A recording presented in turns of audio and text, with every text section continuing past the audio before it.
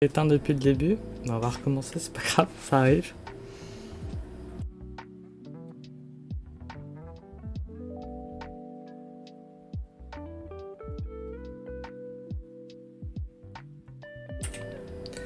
Donc, Miserere de Jean-Christophe Granger.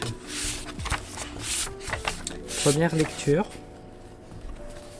Pour Louis, Mathilde lisait Les soleils de ma vie. Acte 1, le tueur. Chapitre 1. Le cri était prisonnier des orgues. Il sifflait dans les tuyaux, résonnait dans toute l'église. Atténué, feutré, détaché. Lionel le Casdin fit 3 pas et demeura près des cierges allumés. Il observa le chœur désert, les piliers de marbre, les chaises revêtues de sky couleur framboise sombre. Sarkis avait dit « En haut, près de l'orgue !» Il pivota et se coula dans la spirale de pierre qui monta jusqu'à la tribune. À Saint-Jean-Baptiste, l'orgue a une particularité. Ses tuyaux trônent au centre, comme une batterie de lance-missiles, mais son clavier se tient à droite, dissocié, formant un angle perpendiculaire avec le buffet. Casdin avança sur le tapis rouge, longeant la rambarde de pierre bleue. Le corps était coincé entre les tuyaux et le pupitre du clavier. Allongé sur le ventre, jambes droites repliées, mains crispées comme s'il était en train de ramper. Une petite mare noire auréolait sa tête. Partitions et livres de prière se répandaient autour de lui. Par exemple, par réflexe, Casdin regardait sa montre. 16h22. Un instant, il envia cette mort, ce repos. Il avait toujours cru qu'avec l'âge, il ressentirait une angoisse, une appréhension intrompable à l'égard du néant. Mais c'était le contraire qui s'était produit. Au fil des années, une impatience, une sorte d'attirance magnétique pour la mort était montée en lui. La paix, enfin, le silence de ses démons intérieurs. À part la tache de sang, aucun signe ici de violence. L'homme avait pu succomber à une crise cardiaque et se blesser dans sa chute. Casdin mit un genou au sol. Le visage du mort était invisible, caché dans son bras replié. Non, un meurtre. Il le sentait au fond de ses tripes. Le coude de la victime s'appuyait sur le pédalier de l'orgue. Casdin ne connaissait rien au mécanisme de l'instrument, mais il devinait que la pédale actionnée avait ouvert les tuyaux d'étain et de plomb, amplifiant la résonance du cri. Comment l'homme avait-il été tué? Pourquoi avait-il hurlé? Casdin se releva et attrapa son téléphone. De mémoire, il composa plusieurs numéros. À chaque appel, on reconnut sa voix. Chaque fois, on lui répondit « Ok ». Chaleur dans ses veines. Il n'était donc pas mort? Pas tout à fait. Il songea à Secret Agent d'Alfred Hitchcock, un de ces films en noir et blanc qu'il voyait pour s'occuper l'après-midi, dans les studios d'art et d'essai du quartier latin. 2 espions découvraient un cadavre assis face au clavier de l'orgue, dans une petite église helvétique, les doigts figés sur un accord dissonant. Il s'avança vers la balustrade, contempla la salle sous ses pieds, la toile du Christ entourée par l'ange de Saint Matthieu et l'aigle de Saint Jean. Au fond de l'abside, les lustres à pendeloques, le rideau doré de l'autel, les tapis pourpres. C'était bien la même scène que dans le film d'Hitchcock, mais dans une version arménienne. « Qu'est-ce que vous foutez là ?» Casdin se retourna. Un inconnu, front bas, gros sourcils, se tenait sur le seuil de l'escalier. Dans le demi-jour, il ressemblait à un dessin satirique tracé au feutre noir. Il avait l'air furieux. Sans répondre, Casdin fit un signe explicite. Chut. Il voulait encore écouter le sifflement, devenu presque imperceptible. Quand la note fut bien morte, il s'avança vers le nouveau venu. Lionel Casdin, commandant la brigade criminelle. L'expression vint à la surprise. Toujours en activité? La question valait toutes les réponses. Casdin ne faisait plus illusion. avec son treillis couleur au sable, ses cheveux gris taillés en brosse, son chèche roulé autour du cou et ses 63 piges bien frappés, il ressemblait plus à un mercenaire oublié sur un sentier de Caillasse, Tchad ou Yémen, qu'à un officier de police en service. L'autre était à son exact opposé. Jeune, vigoureux, sûr de son fait, un souleveur de fonte serré dans un bombers vert luisant, portant haut son Glock à la ceinture de son jean baggy. Seule leur carrure les rapprochait. 2 quartiers de bœuf de plus d'1,85 m, chacun pesant dans les 100 kilos. N'avance pas, dit Kazdan, vous allez foutre en l'air les indices. Capitaine Eric Vernou, rétorqua le flic. Première DPJ. Qui vous a appelé? Il parlait à voix basse, malgré son irritation, comme s'il avait peur de perturber une cérémonie. Le révérend Père Sarkis. Avant nous? Pourquoi vous? J'appartiens à la paroisse. L'homme fronça les sourcils qui formaient une seule barre noire. Vous êtes dans la cathédrale arménienne Saint-Jean-Baptiste, fit Kazdan. Je suis arménien. Comment êtes-vous arrivé si vite? J'étais déjà là, dans les bureaux administratifs de l'autre côté de la cour. Quand le père Sarkis a découvert le corps, il est venu me chercher, tout simplement. Il montra ses mains. Je suis allé chercher des gants dans ma voiture et je suis rentré, par la porte principale, comme vous. Et vous n'avez rien entendu, je veux dire, avant, des bruits de violence. Non, dans l'immeuble on n'entend pas ce qu'il se passe dans l'église. Vernou plongea sa main dans sa blouse et en sortit un téléphone cellulaire. Kazdan fixa la gourmette, la chevalière. Un vrai flic, lourd, vulgaire. Il éprouva un élan de tendresse pour ces détails. « Qu'est-ce que vous faites » demanda-t-il. « J'appelle le parquet. »« Déjà fait. »« Quoi ?» J'ai contacté aussi mes équipes. »« Vos équipes ?» Des sirènes murgirent dehors dans la rue Goujon. D'un coup, la nef se remplit de techniciens vêtus de combinaisons blanches, tandis que d'autres montaient sur la tribune. Muni de mallettes chromées, l'homme, en tête, arborait un large sourire dans sa cagoule. Hux Pufera, un des responsables de l'identité judiciaire. Kazdan, t'es donc increvable? Le cadavre bande encore, sourit l'Arménien. Tu me fais la totale? Ça roule. Le regard de Vernou fit la navette entre l'homme et de Liger et l'ex-flic. Il paraissait ahuri. On descend, ordonna Kazdan. Il n'y a pas assez de place ici pour tout le monde. Sans attendre de réponse, il plongea dans l'escalier et rejoigna la nef. Alors que des techniciens relevaient déjà les empreintes entre les chaises, sacs à scellés dans les mains, et que les flashs crépitaient aux quatre coins de l'église. Le père Sarkis apparut, à droite de l'abside, col blanc, costume sombre, il avait des sourcils noirs et une chevelure grise comme Charles Aznavour. Quand Kazdan fut tout proche, il murmura « C'est incroyable, je ne comprends pas. On n'a rien volé? Tu as vérifié? Il n'y a rien à voler ici. » Le révérend père disait vrai. Le culte arménien interdisait l'idolâtrie, pas de statues, très peu de tableaux. Il n'y avait aucun objet dans cette église sinon une lampe à huile et quelques trônes à dorure. Kazdan considérait le religieux en silence. Le vieil homme encaissait déjà. Ses yeux noirs s'étaient voilés de fatalisme. Ce fatalisme qui n'est jamais loin quand votre peuple a subi 2000 ans de persécution, qu'on a vécu soi-même une vie d'exil, qu'un génocide a tué votre famille, et que les auteurs de ces génocides refusent même d'avouer leurs crimes. Il se retourna. Vers nous, de dos, à quelques mètres, chuchotait au téléphone. Il s'approcha et tendit l'oreille. « Je sais pas ce qu'il fout là. Ouais, comment ça s'écrit? J'en sais rien, moi. Comme un casse-noix, non ?» L'Arménien éclata de rire derrière lui. « Non, comme un casse-couille. » Fin du chapitre 1. Chapitre 2. Le premier tableau représentait les chefs de la bataille d'Avaraïr, en 451, lorsque les Arméniens se sont soulevés contre les Perses. Le deuxième était un portrait de Saint Mesrob Mashdot, l'inventeur de l'alphabet arménien. Le troisième était consacré à des intellectuels célèbres, déportés et tués durant le génocide de 1915. Éric Vernou scrutait ces personnages barbus, peints sur le mur de la cour, alors qu'une vingtaine de gamins tournoyaient autour de lui, jouant à s'attraper. Il paraissait incrédule, désorienté, comme s'il venait d'atterrir sur la planète Mars. « Nous sommes mercredi, expliqua Sarkis. Le cours de catéchisme vient de se terminer.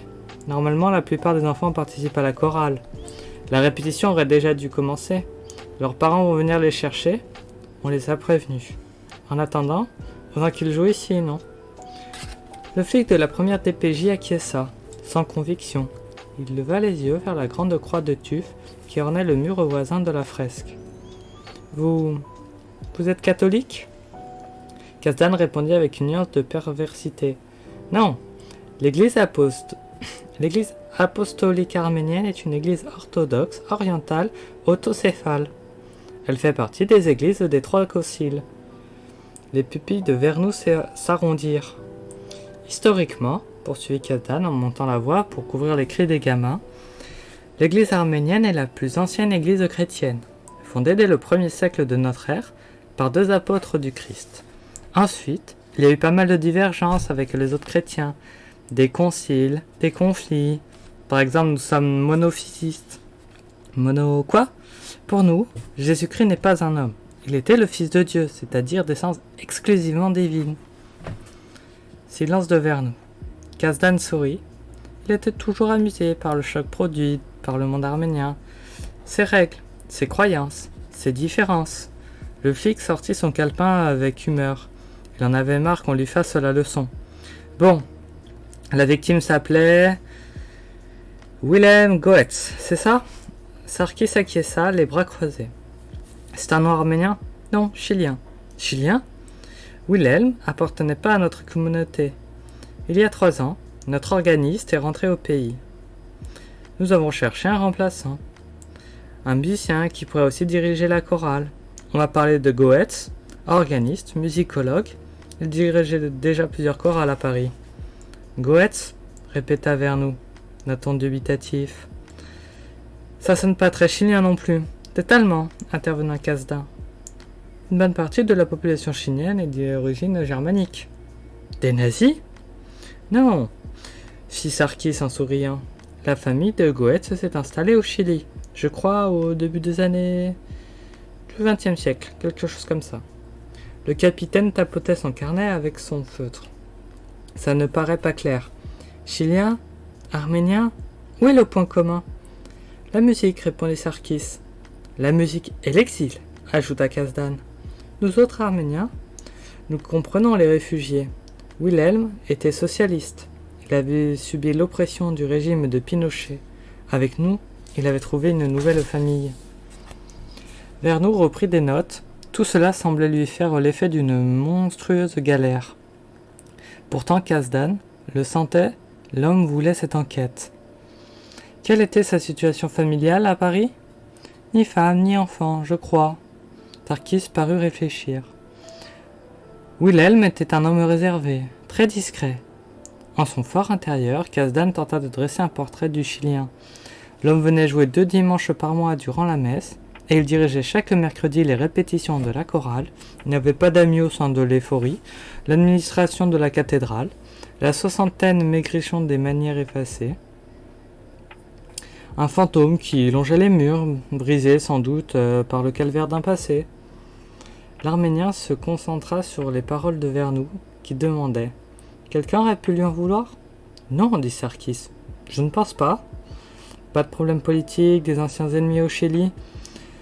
Le coup d'état de Pinochet date de 1973. Goetz est arrivé en France dans les années 80. Il y a prescription, non ? D'ailleurs, la junte militaire ne dirige plus le Chili depuis des années. Et Pinochet vient de mourir.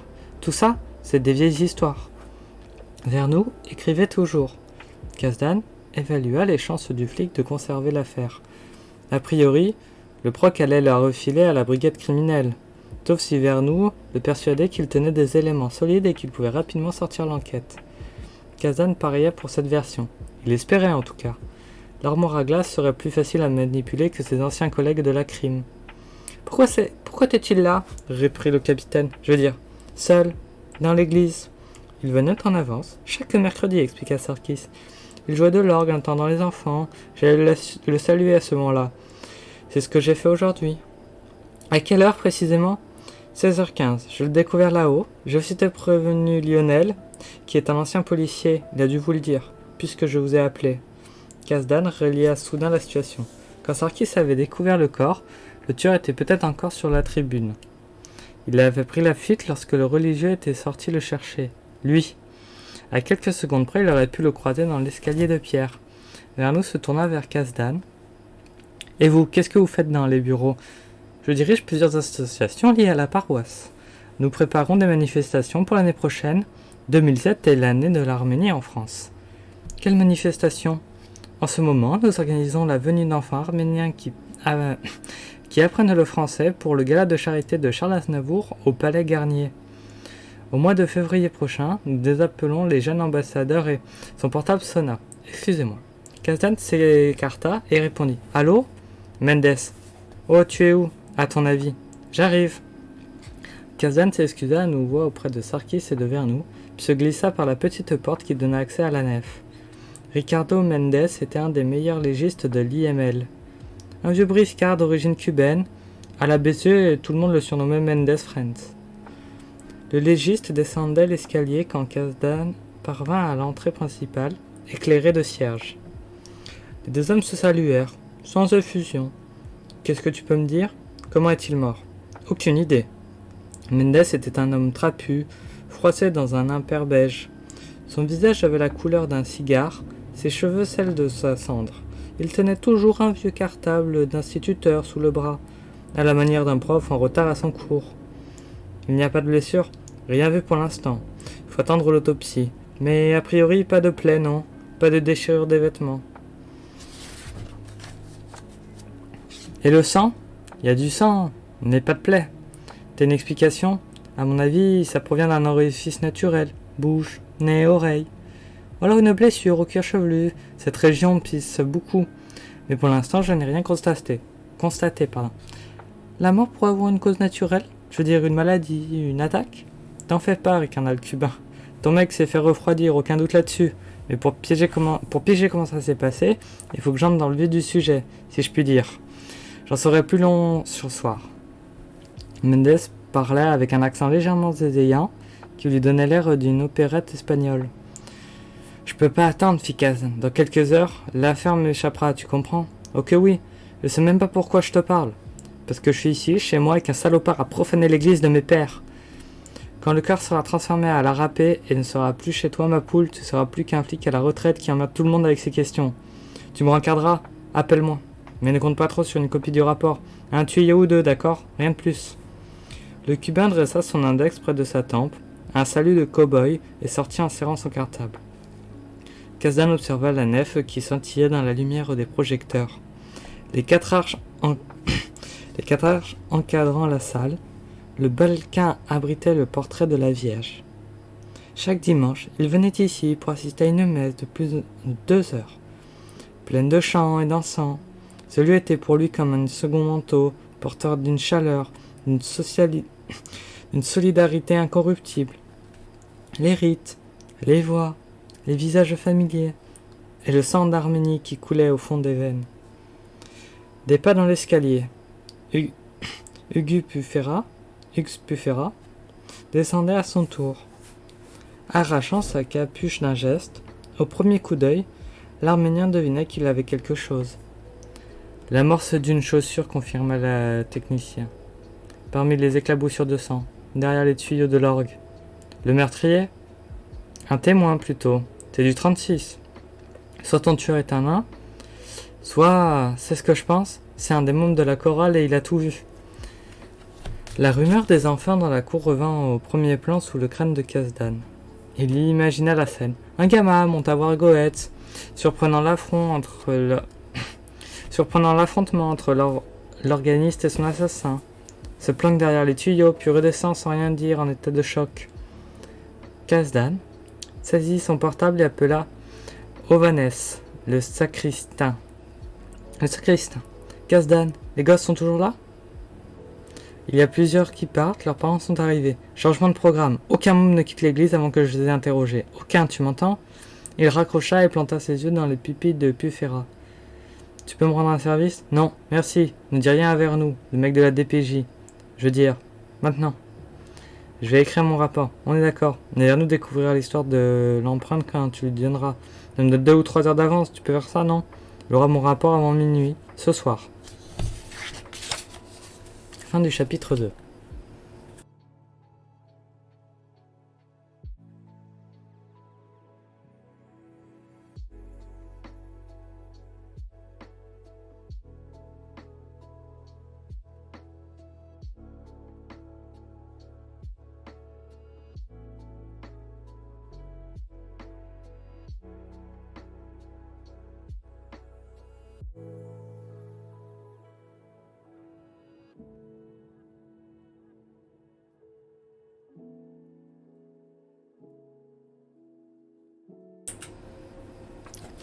Chapitre 3.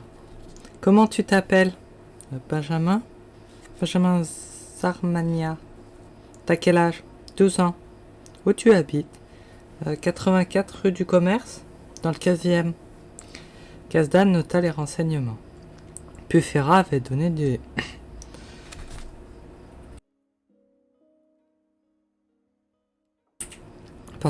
Pufera avait donné des précisions. Selon lui, les sillons de l'empreinte désignaient une basket de marque Converse. Le technicien avait ajouté « J'ai les mêmes aux pieds ». Kazan avait ordonné à Ovanes de trouver le môme qui portait ses chaussures. Le sacristain avait ramené 7 enfants, tous en basket bicolore, visiblement la chaussure de l'hiver 2006. « Tu es dans quelle classe ?»« 5e. Quel collège ?»« Victor Dury. »« Et tu chantes dans la chorale ?» Bref signe de la tête. C'était le 3e gamin qui l'interrogeait. Il n'obtenait chaque fois que des monosyllabes ponctués de silence. Kazan ne s'attendait pas à un témoignage spontané. Il traquait plutôt un trouble, des signes de traumatisme chez celui qui avait vu le crime. Pour l'instant, il ne voyait rien. Quelle est ta tessiture? À quoi? Ta place dans la chorale. Soprano. Kazan ajouta cette mention sur sa fiche. Ça n'avait rien à voir avec le meurtre, mais à ce stade, chaque détail devait être consigné. Qu'est-ce que vous répétez en ce moment? Un truc pour Noël. Quel truc? Un Ave Maria. Ce n'est pas un chant arménien? Non, c'est du Schubert, je crois. Sarkis avait dû autoriser cet écart à l'orthodoxie. Cela ne lui plut pas. Tout se perdait. À part le chant, tu joues d'un instrument? Du piano. Tu aimes ça? Pas trop, non. Qu'est-ce que tu aimes? Nouveau haussement d'épaule, ils étaient installés dans la cuisine, sous les bureaux de la paroisse. Les autres enfants attendaient à côté, dans la bibliothèque. L'arménien passa à la chronologie des faits. Après le catéchisme, où es-tu allé? Dans la cour. J'ai joué. À quoi? Au foot. On a une balle avec les autres. Tu n'es pas rentré dans l'église? Non. Tu n'es pas monté voir Monsieur Goetz? Non. Sûr? Je suis pas un faillot. Le môme avait dit cela d'une voix rocailleuse, étrangement grave pour son âge. Vêtu d'une chemise blanche, d'un pull jacquard et d'un pantalon de velours à côté, il avait une tête de moins que les autres. De grosses lunettes achevaient de la cataloguer, fit sa maman. Pourtant, on sentait chez lui une sourde rébellion, une volonté de casser cette image. Il ne cessait de s'agiter dans son pull comme dans une peau qui l'aurait démanché. Combien tu chausses? Je sais pas, 36 je crois. Peut-être aurait-il dû suivre une autre méthode, récupérer chaque paire de Converse, les marquer, les numéroter, les donner au laboratoire scientifique pour analyse. Mais l'opération n'était pas fiable. Le gamin terrifié aurait pu rincer ses chaussures, et surtout il n'aurait pas l'autorité pour engager une telle procédure. Ok, conclut-il, tu peux y aller. Le gamin disparut. Kazan jeta un œil sur sa liste. Le premier, Brian Zarosian, avait été le plus bavard. Un petit gars tranquille, âgé de 9 ans. Au terme de l'audition, Kazan avait noté en bas de sa fiche « Non ».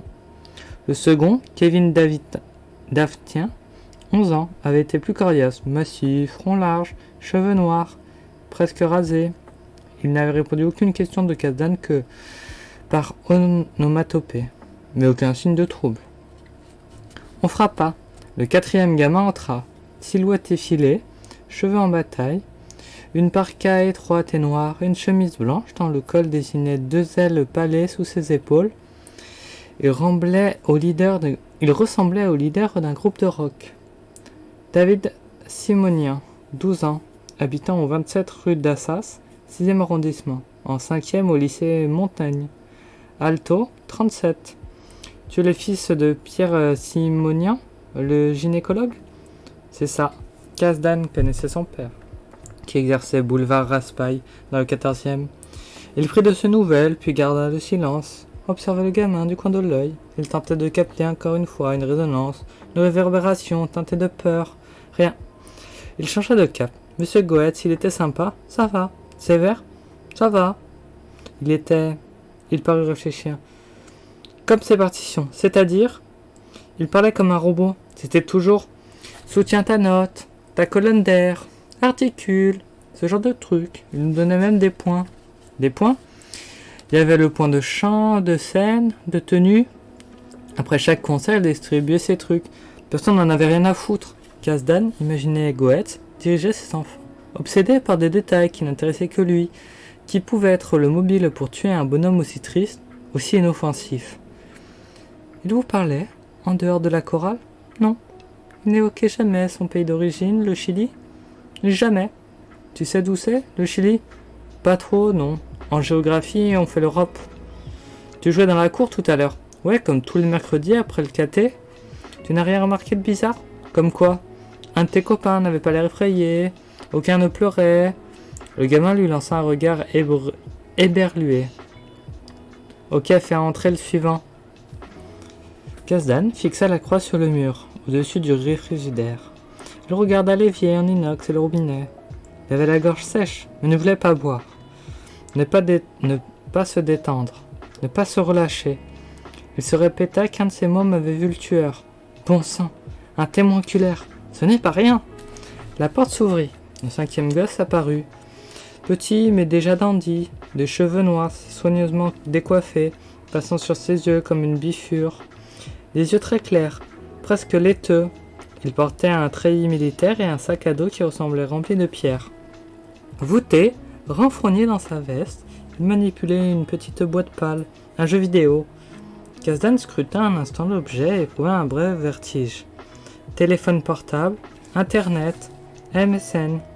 Une génération téléchargée, saturée d'images, de sons, de hiéroglyphes incompréhensibles. Il posa ses questions.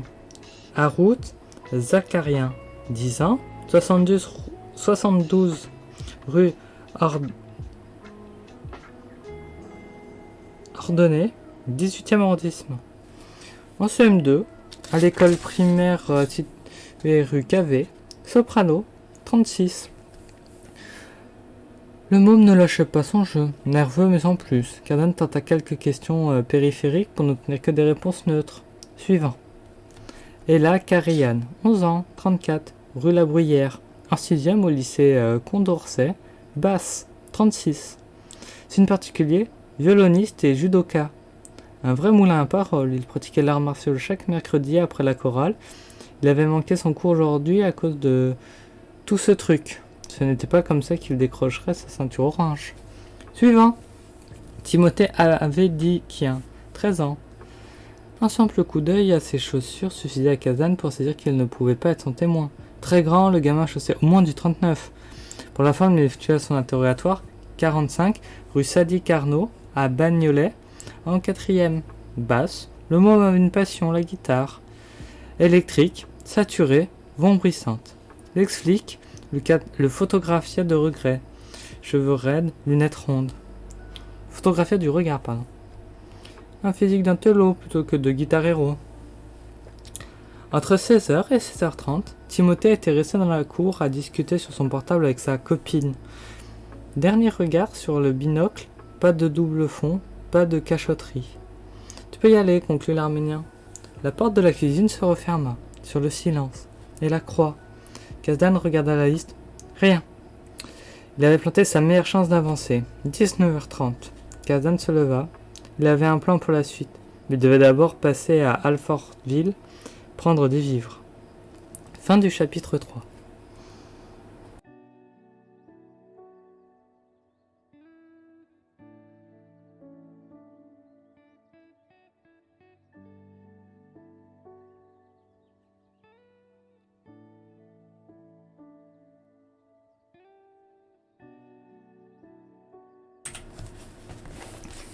Chapitre 4. Les bustes de marbre des anciens directeurs de l'institution médico-légale se dressaient dans le hall du bâtiment.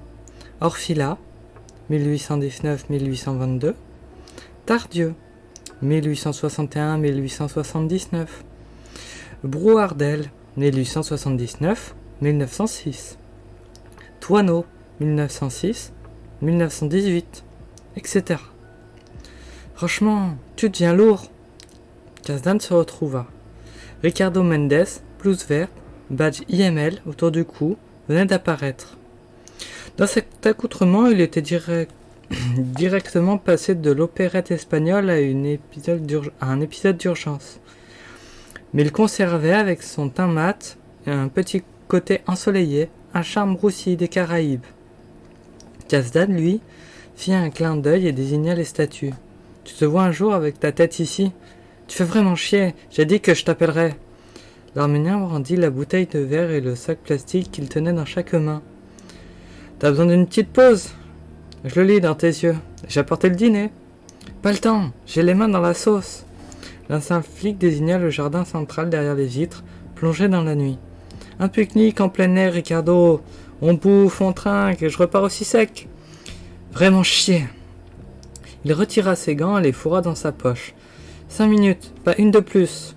Depuis les années 90, sous l'impulsion du professeur Dominique Lecomte, directeur de l'Institut médico-légal, la cour de la morgue avait été transformée en jardin fleuri.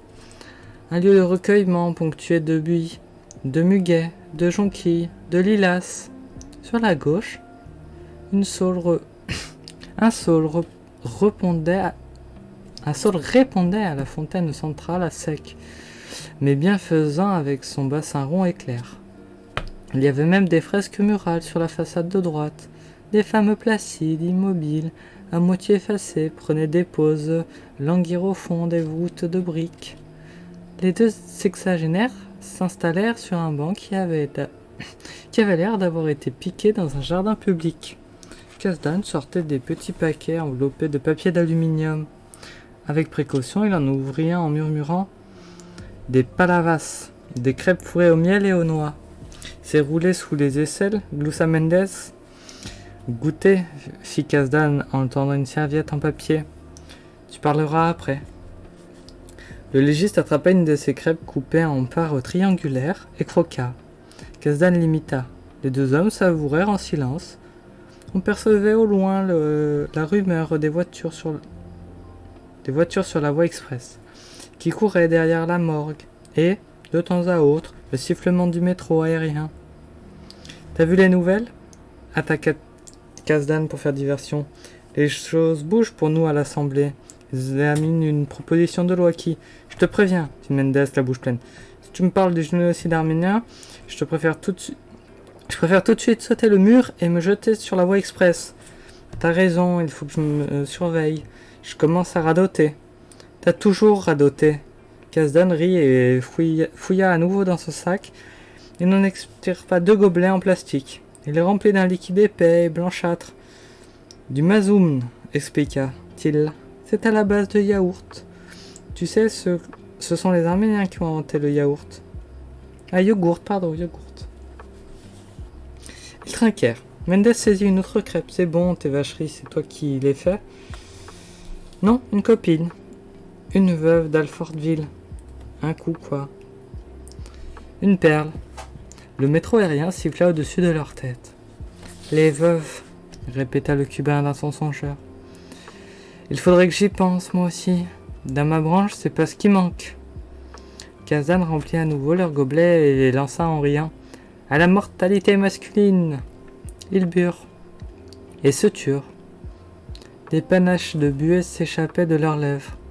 Kasdan posa son gobelet et croisa les bras. « Je crois que je vais partir en voyage. »« Où ? Dans mon pays cette fois. Je ferai le grand tour. »« Le grand tour ? » ?»« Mon petit père, tu m'aurais écouté plus souvent, tu saurais que l'Arménie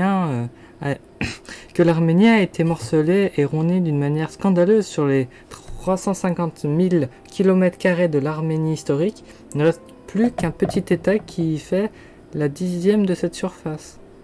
Où est passé le reste ? En Turquie principalement. Je changeais de nom et franchir les frontières d'Anatolie. Pourquoi changer de nom? Parce que quand tu arrives en Turquie et que ton nom finit en an, les emmerdes commencent. Si tu vas en plus sur le mont Arara, t'as le droit à une escorte militaire et t'es jamais sûr de revenir. Qu'est-ce que tu veux foutre là-bas? Contempler les premières églises au monde, quand les chrétiens se faisaient encore bouffer dans les cirques de Rome. Nous autres Arméniens, on construisait déjà nos églises. Je veux suivre la route de ces sites, construits à partir du 5e siècle. Des martyrs, des mausolées destinés à recueillir les restes des martyrs, des chapelles creusées dans des falaises, des stèles. Ensuite, je visiterai les bastiques de l'âge d'or, le 7e siècle. J'ai déjà tracé mon itinéraire. Mendes reprit une crêpe. Vraiment bon tes saloperies. Kazdan sourit. Il attendait que la nourriture fasse son effet. Le miel, les noix, le sucre, le temps que ces éléments passent dans le sang du cubain et toutes ces résistances seraient dissoutes. Le légiste mâchait toujours, sans savoir que la crêpe le mâchait en retour. Bon, fit l'Arménien. Ce cadavre, qu'est-ce qu'il raconte? Malaise cardiaque. Tu m'avais certifié que c'était un meurtre. Laisse-moi finir. Malaise cardiaque provoqué par une violente douleur. Kazdan songea au cri prisonnier de l'orgue. Pour être précis, une douleur dans les tympans, le son provenait des oreilles. On lui a percé les tympans? Les tympans et le reste de l'organe auriculaire, ouais. Une experte ORL est venue vérifier tout ça. A priori, le tueur a enfoncé violemment une pointe dans chaque oreille. Quand je dis violemment, je pèse mes mots. Si c'était plausible, je parlerais d'une aiguille à tricoter d'un manteau. D'une aiguille à tricoter et d'un marteau. Donne-moi des détails. Nous avons observé l'organe à l'otoscope. La pointe a percé le tympan, détruit les osselets, atteint la cochlée. Pour toucher cette région, crois-moi, fallait en vouloir. Ton chilien n'avait aucune chance, son cœur s'est arrêté net. C'est si douloureux. T'as déjà eu une otite, non? L'appareil auditif est bourré de ramifications nerveuses. En 40 ans de flic, Kazdan n'avait jamais entendu une histoire pareille. On peut mourir de douleur? C'est pas une légende? Ça serait compliqué à t'expliquer en détail, mais on possède deux systèmes nerveux. Le sympathique et le parasympathique. Toutes nos fonctions vitales reposent sur l'équilibre entre ces deux réseaux. Palpitations cardiaques, tension artérielle, respiration. Un violent stress peut perturber cette balance et avoir des conséquences décisives sur ces mécanismes. C'est ce qui se passe par exemple quand une personne s'évanouit à la vue du sang. Le choc émotionnel a créé un déséquilibre entre les deux systèmes et provoqué une vasodilatation des artères. On tombe aussi sec dans les pommes. On ne parle pas ici d'un simple évanouissement. Non, le stress a été vraiment intense. L'équilibre s'est rompu d'un coup et le cœur a lâché. Le tueur avait voulu que sa victime meure de douleur, c'était le but de la manœuvre. Qu'avait fait Goetz pour qu'on lui envahisse à ce point? Sur l'instrument du crime, qu'est-ce que tu peux me dire? Une aiguille, très longue, très robuste, en métal. Sans doute. On en aura plus demain matin. Tu attends des analyses? Ouais, on a prélevé l'os du rocher qui contient la cochlée. On l'a envoyé au laboratoire de biophysique de l'hôpital Henri Mondor pour la métallisation. À mon avis, ils vont trouver des particules laissées par la pointe en comptant contre l'os. Et toi qui vas recevoir les analyses, d'abord mon expert ORL. Son nom? Oublie, je te connais. Tu vas l'emmerder dès la première heure demain matin. Son nom, Mendes. Ricardo soupira, en sortant de sa poche un cigarillo. Friends, haut du son, service ORL à l'hôpital Trousseau. Kazdan nota le nom dans son carnet, sa mémoire faiblissait depuis plusieurs années. Et les analyses toxicaux? Dans 2 jours, mais on ne trouvera rien. Le cas est clair, Kazdan. Pas banal, mais clair. Sur le tueur lui-même, qu'est-ce que tu peux me dire? Une grande force, une grande rapidité. Il a percé les 2 tympans, tchac tchac, avant que l'organiste ne s'écroule. Le geste a été fulgurant et précis. Tu dirais qu'il a des connaissances en anatomie? Non, mais c'est un mec habile, il a visé juste. Tu peux déduire sa taille, son poids? On peut rien déduire, à part sa force. Je te le répète qu'il fallait une puissance prodigieuse pour percer l'os. À moins qu'il ait utilisé une technique qu'on n'imagine pas encore. Tu n'as pas trouvé d'empreintes sur une partie du corps? Sur les lobes de l'oreille, par exemple? Des traces de salive ou d'autres éléments qui permettraient une analyse ADN? Que dalle! Le tueur n'a pas touché à sa victime. La pointe a été le seul contact. Kazan se leva et posa les mains sur l'épaule du légiste. Merci Mendes. Pas de quoi. Pour le même tarif, je te donnerai un conseil. Laisse tomber. Tout ça, c'est plus de ton âge. Les gars de la crime vont gérer le coup aux petits oignons. Dans les moins de 2 jours, ils auront identifié le salaud qui a fait ça. Prépare ton voyage et n'emmerde plus personne. Kazan murmura. La buée précédait ses paroles. Le tueur a profané mon territoire. Je le retrouverai. Je suis le gardien du temple. T'es surtout le roi des emmerdeurs. Kazan lui offrit son plus beau sourire. Je te laisse tes crêpes. Fin du chapitre 4.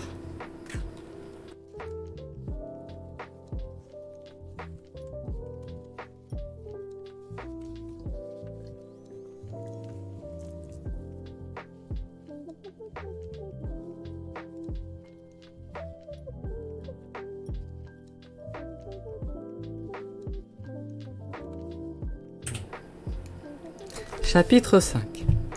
Wilhelm Gotz habitait au 15-17 rue Gazin, face au parc Montsouris.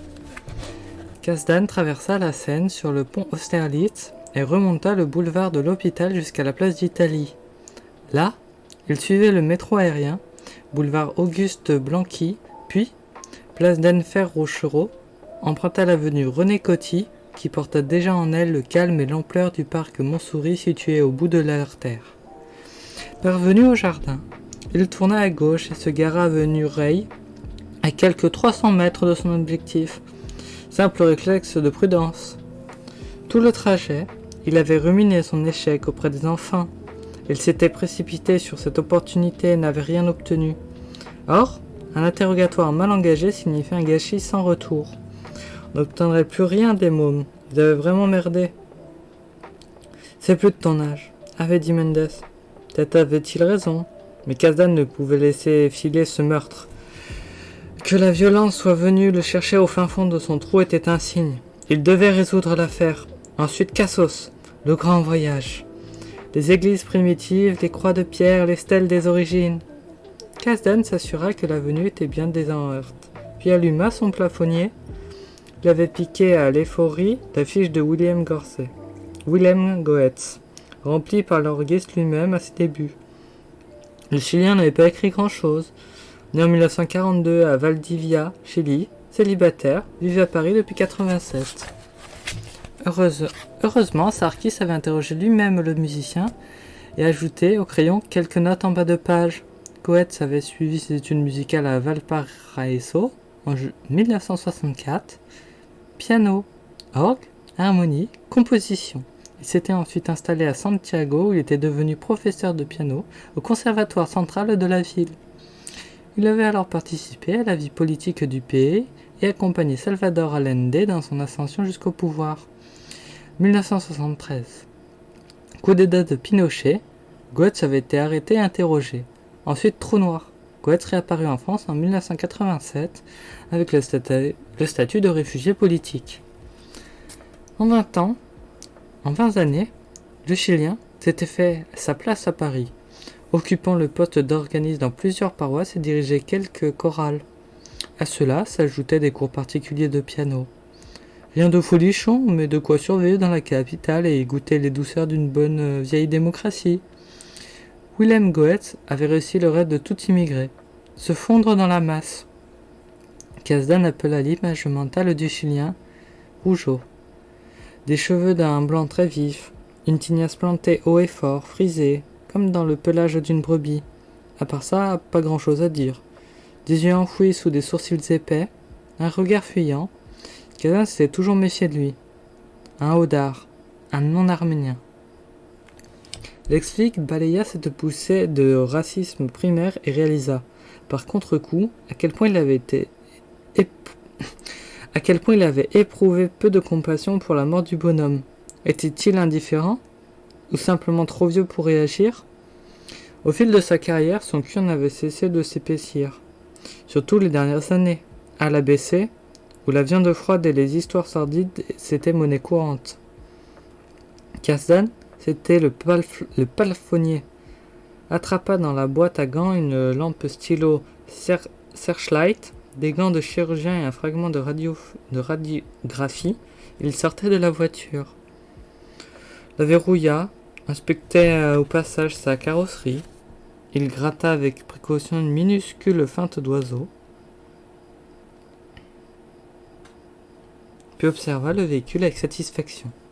5 ans qu'il bichonnait la break Volvo qui s'était payée à sa retraite. Impeccable. Il descendit à pied l'avenue Reille en direction de la rue Gazan, longeant les grilles du parc et respirant l'atmosphère particulière de ce quartier, au confin du 14e arrondissement. Calme, silence. S'il n'avait pas eu la rumeur lointaine du boulevard Jourdan, on aurait pu se croire dans une ville de province. L'air était d'une douceur inquiétante pour un 22 décembre. Cette douceur inexplicable qui filait le jeton à tout le monde, en l'an 2006 parce qu'elle annonçait, à plus ou moins long terme, la fin du monde. Cette pensée en appela une autre. Il songea aux générations futures, à son fils David, dont il n'avait aucune nouvelle depuis 2 ans. Depuis la mort de Narié, sa femme, morsure à l'estomac. Où était David aujourd'hui? Était-il toujours à Erevan, en République d'Arménie? Lorsqu'il était parti, il avait prévenu qu'il allait bouffer l'Arménie, comme si des générations d'envahisseurs ne s'étaient pas chargées avant lui. La brûlure dans son ventre se murmura en colère. On lui avait tout volé, sa famille, et avec elle, la possibilité de la protéger. Cette mission qui avait constitué sa colonne de direction durant près de 30 ans. Il aurait voulu que sa rage soit tournée contre le ciel, le destin, mais au fond, elle est tournée contre lui-même. Comment avait-il pu laisser partir son fils? Comment avait-il pu laisser l'orgueil, la colère, l'entêtement se dresser contre eux? Il avait tout sacrifié pour ce mot, mais une engueulade, une seule, avait suffi à couper les ponts entre eux. La rue Gazin croisa l'avenue Reille. Le 15-17 était à quelques numéros sur la droite. Un de ces blocs mochards datant des années 60, et dont la seule vue où filait le cafard. Façade de crépi beige, baies crasseuses de pollution, balcon maculé aux barreaux de géole. Le Chilien avait sans doute obtenu ce logement social grâce à son statut de réfugié politique. Kasdan utilisa sa clé Pititi et pénétra dans le hall. Pénombre. Faux marbre. Porte vitrée. L'Arménien avait vécu dans un bâtiment de ce genre durant des années. Des constructions qui étaient à l'habitat de ce que le formicar est au bois. Du faux, du toc, du lisse, où l'existence se suit et se ressemble sans laisser de traces. Il s'approcha des boîtes aux lettres et repéra un index indiquant le nom des locataires et leur appartement. Goetz vivait au 2e étage, appartement 204. Kasdan grimpa les marches en silence puis inspecta le couloir. Personne. On entendit seulement une télévision étouffée par une cloison. Il s'approcha du 204. Une porte contreplaquée brun verni, branlant sur ses gonds. Le verrou cadrait avec le reste. 2 points, qui ne posaient pas de problème. Pas de ruban de non-franchissement croisant le chambral. Les figues n'étaient pas encore venues, à moins que le Vernou avait déjà fait un saut, en toute discrétion. Il avait dû trouver les clés dans les poches de Goetz. Casa colla son oreille à la paroi. Aucun bruit. Il sortait la radiographie qui avait roulé dans sa poche et la glissa entre la porte et le chambranle. Le verrou n'était pas fermé. Goetz ne se méfiait pas. Kasdan opérait un mouvement de haut en bas sec et rapide tout en poussant la porte de l'épaule. En quelques secondes, il était à l'intérieur. Il n'avait pas fait un pas dans le vestibule qu'un bruit résonna dans l'appartement. L'ouverture d'une porte-fenêtre. Il hurla « Police! On ne bouge plus !» Il se précipita dans le couloir. Dans le même mouvement, sa main se serra sur le vide. Il n'avait pas emporté d'arme. Il se cogna contre un meuble, jura, avança encore, lançant des regards incertains vers les pièces qu'il croisait et qui lui renvoyaient que leurs propres obscurités. Au bout du couloir, il trouvait le salon. Porte-fenêtre ouverte, Le voilage flottait dans la pénombre. Kazan bondit sur le balcon. Un homme courait le long de la grille du parc. La mère ne comprit pas comment le mec avait pu sauter la hauteur des 2 étages, puis il repéra la camionnette stationnée juste sous le balcon. Son doigt portait encore la marque de l'impact. Sans réfléchir, Kazan enjamba la balustrade et sauta. Il rebondit sur la tôle, roula sur le côté et rattrapa maladroitement à la galerie de l'estafette et dégringola le long de la portière. Pieds au sol, il mit quelques secondes à retrouver ses repères, la rue, les immeubles, les silhouettes, sac à dos très haussant sur les épaules, qui courait et tournait déjà à gauche dans l'avenue Rail, peut-être. Kazan rugit dans son col. Putain de Blauel. Il partait au pas de charge, sa discipline quotidienne, jogging tous les matins, musculation, régime alimentaire strict, allait enfin servir à quelque chose. Avenue Rail, je sais pas comment dire, Rail, je dirais. L'ombre courait 200 mètres devant lui. Dans la nuit, elle semblait désarticulée, les bras partant de tous sens, sac à dos brinque-ballant à contre-temps à la course. Le fuyard paraissait jeune, on percevait sa panique à travers sa cadence irrégulière. Kazan sentait au contraire son propre corps parfaitement lancé, montant en puissance à mesure qu'il chauffait. Il allait rattraper le salopard. Le pantin franchit l'avenue René Coty sans tourner à droite, dans la direction de Denfer Rochereau. Kazan aurait parié pour cette direction. Il poursuivit tout droit, sur le trottoir de gauche, face au réservoir de Montsouris. Kazan traversa à son tour et gagnait du terrain. Plus que 100 mètres. Les pas des 2 coureurs résonnaient dans les rues sombres, ricochaient contre le mur aveugle de l'immense édifice. Sorte de temple maya gigantesque au versant oblique. 50 mètres. Kazan tenait le rythme, mais il devait rattraper l'homme au plus vite. Dans quelques minutes, il n'aurait plus assez de jus pour se propulser et le plaquer au sol. De plus, il sentait que le fuyard connaissait le quartier. Il ne s'enfonçait pas par hasard dans ses artères. Il avait un plan. Une bagnole ? En réponse, le fugitif traversa l'avenue et se dirigea vers un poteau d'autobus. Il agrippa le panneau indiquant l'itinéraire, se hissa dans une traction, puis plaça son autre main sur la pancarte du sommet. Il coinça son pied au-dessus du premier panneau, se propulsa et parvint à attraper le rebord du mur du réservoir. De maladroit, le mec devenait carrément agile. Il roula sur le côté, se relevant et courant à nouveau, en équilibre sur la crête du mur. Le tout n'avait pas pris 5 secondes. Kazan ne se voyait pas tenter la même prouesse, d'autant plus que ni le poteau ni le panneau ne résistèrent à 110 kilos. Trop tard pour trouver une solution, il traversa la chaussée, lança sa main au-dessus de la pancarte, la plus haute, se hissa en un bond. Le panneau céda, mais son autre main avait déjà attrapé l'arête du mur.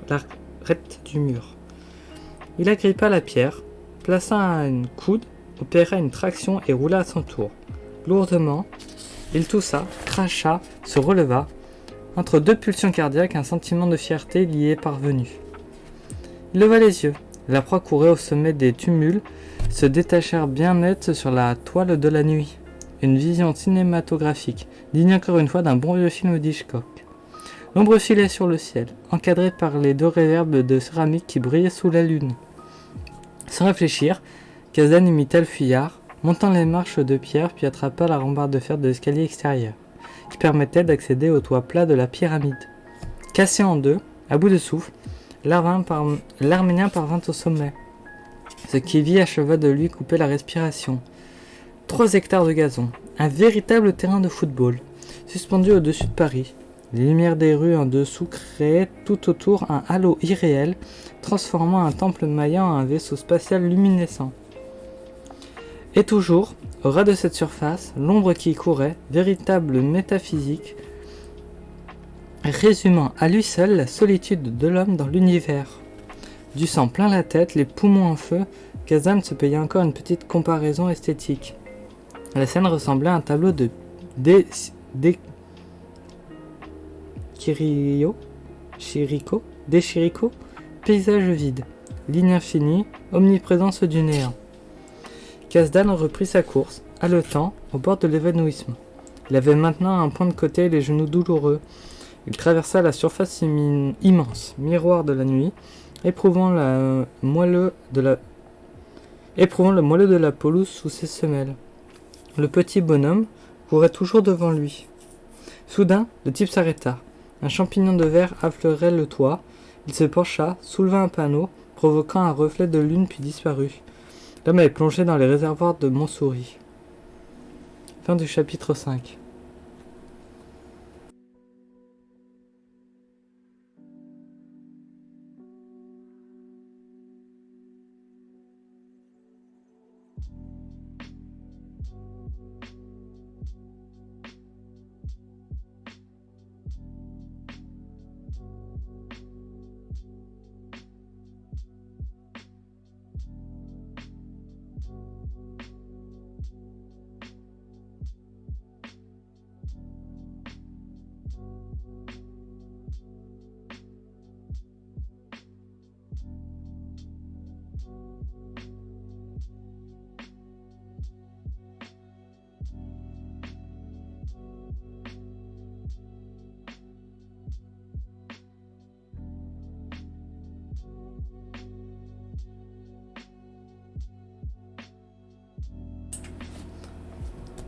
Et voilà qui va conclure notre première lecture des 5 premiers chapitres de Miserere.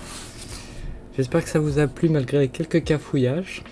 Je rappelle que c'est la première fois que je faisais ça, je suis quand même très contente. Merci d'avoir écouté et à la prochaine.